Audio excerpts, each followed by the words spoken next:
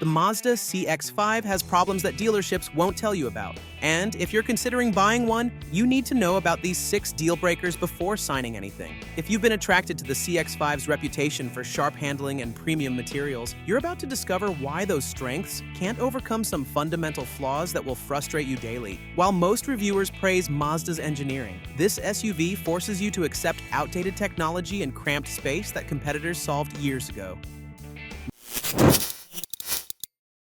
Number 6. Just a single powertrain on offer. Picture this scenario: you walk into a Mazda showroom eager to configure your perfect CX-5, only to discover there's exactly one engine available. Take it or leave it.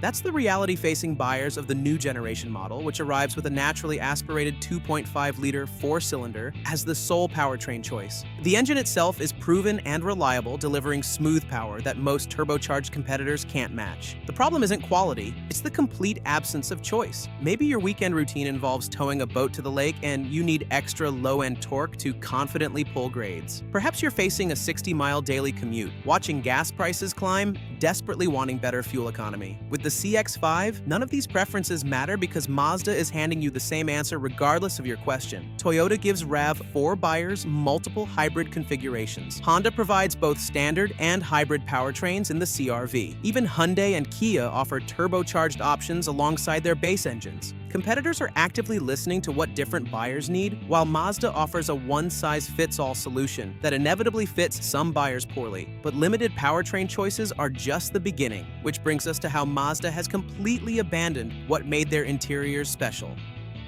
Number 5. Touchscreen over-reliance. Mazda built its reputation on interiors where physical controls dominated, letting drivers keep their eyes on the road instead of hunting through digital menus. That philosophy is vanishing with the current generation CX-5, creating real usability issues. You're now heavily reliant on that massive center touchscreen for functions that used to have dedicated buttons. Want to adjust the climate control? You'll be navigating through screen menus. Need to change drive modes quickly? More screen time. Think about driving through a snowstorm with your defroster struggling. You need to adjust climate settings immediately, but instead of twisting a familiar knob, you're hunting through touchscreen menus while trying to see the road through frosted glass. That's the frustration Mazda has introduced by abandoning its traditional approach. Mazda spent years marketing themselves as the brand that understood driver engagement, yet they're now asking you to take your focus off the road more frequently than ever before. This touchscreen obsession might look modern in showroom lighting, but it creates genuine safety concerns during heavy traffic or challenging weather. And speaking of confusing technology choices, the actual infotainment system presents an even bigger headache. Number 4. Infotainment system issues. The touchscreen dependency would be less problematic if the infotainment system actually worked the way drivers expect. Unfortunately, Mazda has created a confusing user experience that frustrates owners daily. The current CX-5 features that prominent rotary controller on the center console. On paper, this makes sense. A tactile dial that lets you navigate menus without removing your hand from a comfortable position. The execution falls short of that vision. Navigation through standard menus using the rotary knob feels clunky and indirect. You're constantly scrolling through options, overshooting your target, backing up and trying again. What should be intuitive becomes a distraction. Compare this to systems from Honda or Toyota, where touchscreen interfaces respond instantly. The graphics lack the crispness and responsiveness you'll find in newer competitors. In a segment where every rival is pushing forward with better technology, the CX-5's infotainment feels stuck in neutral. But confusing controls aren't the only area where the CX-5 falls short, because the actual physical space inside creates problems that no amount of technology can solve. Number 3. Tight cabin space. Interior space matters when you're living with a vehicle daily, and the CX-5 consistently ranks near the bottom of its class for both passenger and cargo room. This isn't a minor inconvenience, it's a fundamental limitation that affects everyone who rides in or uses this SUV. The second row is where the space shortage becomes most apparent during actual use. Tall passengers will feel cramped, with knees pressing against seat backs and heads uncomfortably close to the headliner. Imagine planning a weekend getaway with your parents visiting from out of town. Your 6'2" father climbs into the back seat for the 3-hour drive, and within 15 minutes, he's shifting uncomfortably trying to find legroom that simply isn't there. That's the daily reality of the CX-5's space limitations. They create actual discomfort for the people you care about. The newest model has improved somewhat, offering slightly more legroom and better seat positioning. but slightly better still means behind the competition. Check the specifications against a RAV4 or CR-V, and you'll find the CX-5 giving up several inches that translate directly into real-world discomfort. Cargo space tells a similar story. The CX-5's cargo area forces you to make choices that competitors simply don't require. Loading groceries after a big shopping trip? You're playing Tetris to fit